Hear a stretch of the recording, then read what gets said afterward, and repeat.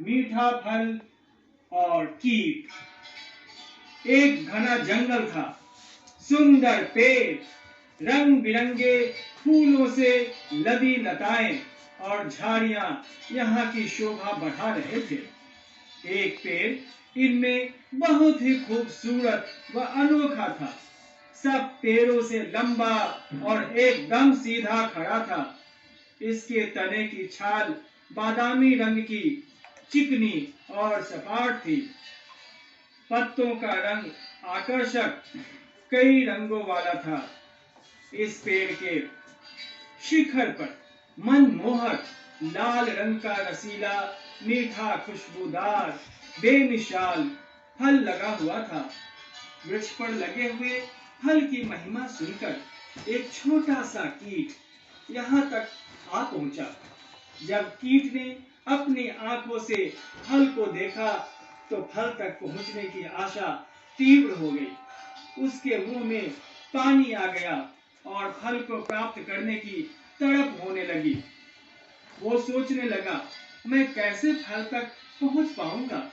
पेड़ बहुत ऊंचा है, फल उसके शिखर पर लगा है और पेड़ का तना बहुत चिकना है। उसे निराशा होने लगी। कितना अच्छा हो कि किसी तरह फल पेड़ के नीचे गिर जाए तो उसे ऊपर चढ़ना ही नहीं पड़ेगा। लेकिन कब वह कैसे फल नीचे गिरेगा? कहीं ऐसा न हो कि फल के गिरने के इंतजार में मेरा जीवन ही बीत जाए। बहुत सोच विचार करने के बाद कीट ने पेड़ पर चढ़ने का निश्चय कर लिया। उसने हिम्मत जुटाई और अपने पूरे बल से पेड़ पर चढ़ने लगा। अभी जरा सा ही ऊपर चढ़ पाया था कि उसका सारा शरीर थर-थर कांपने लगा, पसीना छूटने लगा और हिम्मत टूटने लगी। पैर फिसला और वो जोर से औंधा जमीन पर गिर पड़ा। बेबस हो रोने लगा। उसे चोट लगी थी। अब वो क्या करे? किसे अपना दुख सुनाए? कौन सुनेगा? कौन समझेगा उसकी बात? जब कीट बेहाल हो रहा था, उसी समय उड़ता हुआ एक पक्षी कीट के पास आया और बहुत ही स्नेह व मृदु वाणी में कीट का हाल पूछने लगा। तुम कौन हो? इस तरह जमीन पर बेजान से क्यों पड़े हो? पक्षी की मीठी बोली सुनकर कीट की जान में जान आई। वो और भी जोर से रोने लगा। उसका चेहरा आंसुओं से भीग गया था। सिसकियां भरते हुए रुंधे गले से बोला, मेरा नाम अंश है।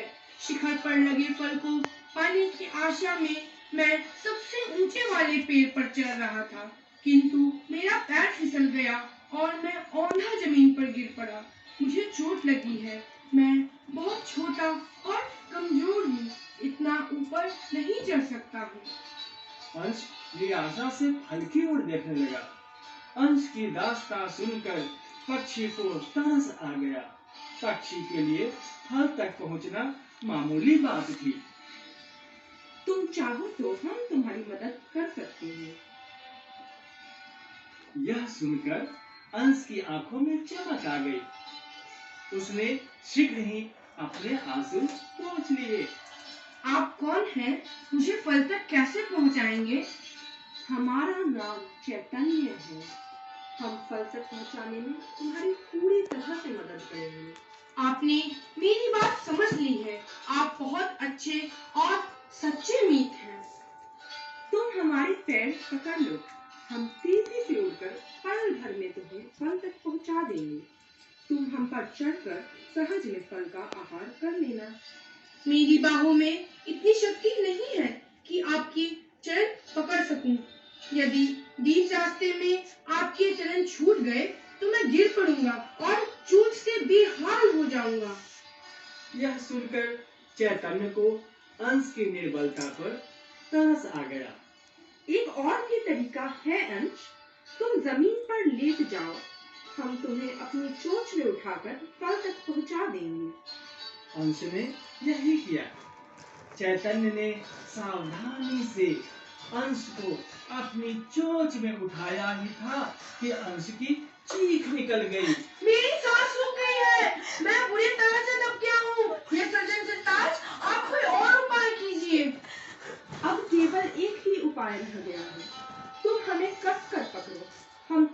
हल्के से पकड़ेंगे। इतने पर भी यदि दर्द हो तो सह जाना। पल 2 पल की बात है, फिर मीठे फल का आहार करना। अंश को बात समझ में आ गई। वो स्वयं को बहुत भाग्यवान समझ रहा था। उसे एक सच्चा अमीर व मददगार मिल गया था। चैतन्य के बिना अंश का फल तक पहुंचना नामुमकिन था। ठीक इसी तरह जीव का राधा स्वामी धाम पहुंचना नामुमकिन है। परम संत सतगुरु ही जीव को राधा स्वामी धाम पहुंचा सकते हैं। जीव अंश की तरह निर्बल है। संत सतगुरु समर्थ और दयालु है। केवल उन्हीं की चरण शरण लेकर तथा दया व मेहर से जीव राधा स्वामी धाम पहुंच सकता है। इसके अलावा और कोई उपाय इस संसार में नहीं है। इस कहानी में फल राधा स्वामी धाम है, पक्षी संत सतगुरु है, पेड़ कर्मों का पसारा है, कीट जीव है। जीव के लिए कर्मों का बोझ उतारना उतना ही मुश्किल है जितना कीट के लिए पेड़ पर चढ़ना था। जीवों पर चढ़े कर्मों का भार केवल सच्चे मददगार दया के समुद्र संत सद्गुरु की दया व मेहर से ही उतर सकता है। जिनको ऐसे समर्थ सतगुरु मिल गए हैं, उन्हें अपने आप को बहुत बड़भागी समझना चाहिए। सारी चिंताएं छोड़कर संत सतगुरु की भक्ति करनी चाहिए। यही एक तरीका है। ऐसी सूरतों को एक दिन गुरु महाराज अवश्य निज धाम ले जाएंगे। राधा स्वामी छोड़े न जिसे गहेरी। जो एक बार सतगुरु की चरण शरण में आ गया, उसका उद्धार अवश्य ही होगा। उसे मालिक कभी नहीं छोड़ेंगे। राधा स्वामी।